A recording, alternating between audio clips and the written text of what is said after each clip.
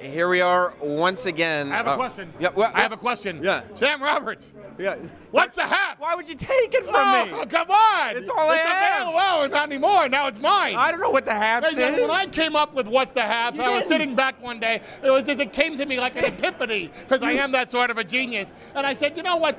Upon who could I bestow this honor of spreading the word of What's the Haps? And I kind of said, Sam, go ahead. Make it yours. Let people think you came up with it. But the whole thing about What's the Haps, it was all mine to begin with. You have so much. Why would you take all I have? You have so much. You've created this guy and that guy, and you just need it all. I created What's the Haps. You need it all, don't you? Yes, I do. I need it. It all has to be mine. The world, Sam, is not enough for me. That's that Scarsdale in you. Yes, it is. Of course. Well, of course. I'm the son of a personal injury attorney, ladies and gentlemen. I don't just want my 1/3. I want it all. Yeah. Well, you're getting it today. Can I ask you? What's the Haps? Oh, of course, what's the Haps? Paul Heyman is the Haps. And why is Paul Heyman Haps? Because I came up with the term, what's the Haps? Yes. Now, if only either of us could figure out how to make some money off of it, we'd be on Easy Street. I got a cough. Watch this. Ready? That was a legitimate cough. And it wasn't like a doctor said, turn your head and cough. I just had a cough. Although if you wanted me to test you for a hernia while you coughed, I'd be willing. Really? I'm a fan. And what a great fan you would be if you did that. Yeah. I mean, that goes beyond and above the Call of Duty. But even the internet has some limitations as to Not what. in 2013 it doesn't. No? No, not All right, anymore. well, turn your. I'm kidding. I'm kidding. I'm Easy, kidding. I'm easy. kidding. Hey, I'm kidding. A hug first. Let's do it. Okay. Paul. Now. Yeah. Yeah. Yes. Paul. Yes. What brings you to Los Angeles? You're a New York guy. Do you like it in Los Angeles? No. You don't. No. Why? Why am I here? Well, why do? Well, no. I'm more interested in why you don't like it. Because it's not New York. You only like New York. I only like New York. What I makes? don't like. What I makes don't New even York, like New York? Jersey. And then again, who does? Because New York is God's country. It's the center of the universe. Uh-huh. And any place away from New York is horrible. Have you ever tried to be a good guy in wrestling? Have you ever tried to be the baby face? I'm not a good guy in person. Why would I try to portray one on television? You've never taken that role on. Well, you know, people kind of liked me when I was the creative guru of ECW. I got a coughing it. Do it. I don't know why I'm called. It's like this room is like. I think you're just excited to be here with me. Yes, it's the greatest honor of my career, ladies and gentlemen, because Sam is the Haps. How do you like that? I mean, I don't even like that.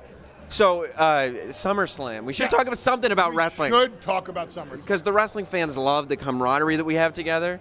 They do? I think so. Well, there's no accounting for taste, I guess, huh? Are you excited about SummerSlam? Yes, of course I'm excited about SummerSlam. Yeah. Where else can you see the Beast prove himself to be the best? What makes Brock Lesnar special in the fact that, you know, when The Rock comes back as a part-time guy, everybody's going, oh, he's a part-time guy, likes movies. When other guys come back as a part-time guy, everybody, wow, Chris Jericho, yeah, but he's a rock star, he's not a full-time guy.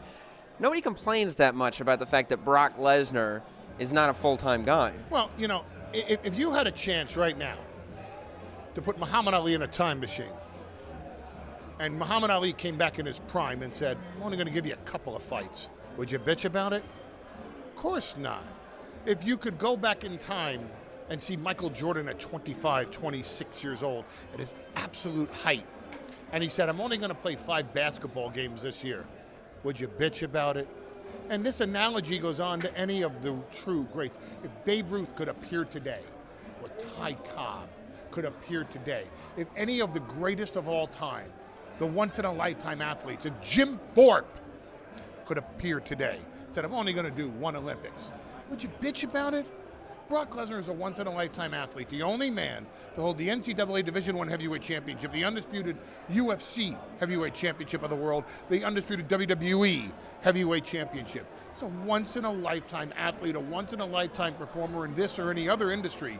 If he's only going to wrestle so many times in the future, why would you ever bitch about it? Every time he wrestles is a unique and special occasion.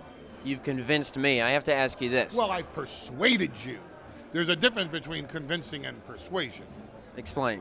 Why? If you don't You're know, right. Google it. Well, I have a grammar lesson anyway. I want to know, now that to the best of my knowledge, you're not on Not the... up to me to educate him, is it? No. He should know better. He's your guy. You should know better. Right. Come on. Right. Paul. Where's Opie? Paul. Why? Now that, to the best of my knowledge, you're not on the creative team in WWE. No. How do you get along with the McMahons? Much now? better now that I'm not on the creative team. Yeah. Oh, we're not butting heads on anything anymore. Now, when you were not getting along, is it because you don't like people interfering with your ideas? Is it because are you not a good sharer? Oh, I'm a wonderful sharer. I just don't thrive in a creative environment that is dominated by a monopolistic dictator whose entire life is surrounded by the fact that it's his universe, and thou shalt worship him as thy God.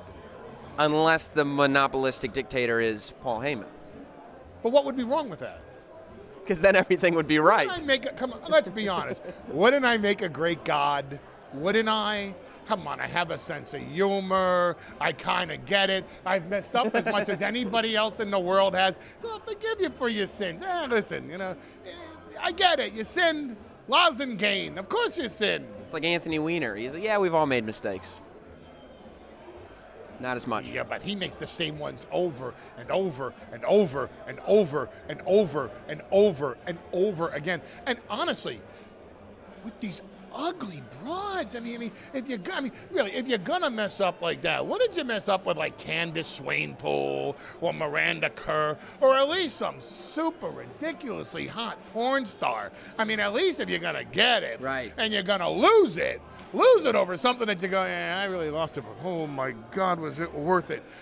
This chick, this psycho, this Boyle the Bunny bitch, this is who you throw it all away for? This who sells her story all over town, and it's not even a good story because, why? Because how many of her sugar daddies are coming out of the closet now? My God, man, if you're gonna throw it away for anybody, that ain't the one to throw it away on. Yeah, but Tiger Woods did cheat on his wife with a Perkins waitress at one point. A Perkins waitress. Yeah, Perkins waitress, because he ran out of the porn stars that he was tired of banging, and the supermodels that he was tired of banging, and the threesomes and the foursomes and all the orgies in the Woods hotel rooms. So, listen, you, Grant, used to have sex on a nightly basis, and probably in the afternoon and morning too, with one of the most supremely beautiful and sensual looking women on the face of the planet. And what does he go? He finds some Samoan cross-dresser on the corner of Hollywood and Vine. Why? Because he's tired of the hot ones. Because let's be honest, anybody can make love to the hot ones. Right. It takes a real man to pick up, woo, woo, woo, woo, woo, except for Sidney Leathers. Because if you can't tell that Jesus is going to come back and haunt you, you shouldn't be the mayor of New York City, should you? So if there's one thing we can learn from Paul Heyman, it's that even the world's most handsome man needs to throw one to a pig every now and then. I'm not following that one. I think we did it. Paul Heyman, ladies and gentlemen. Paul Heyman. Paul Heyman, the inventor of What's the Haps.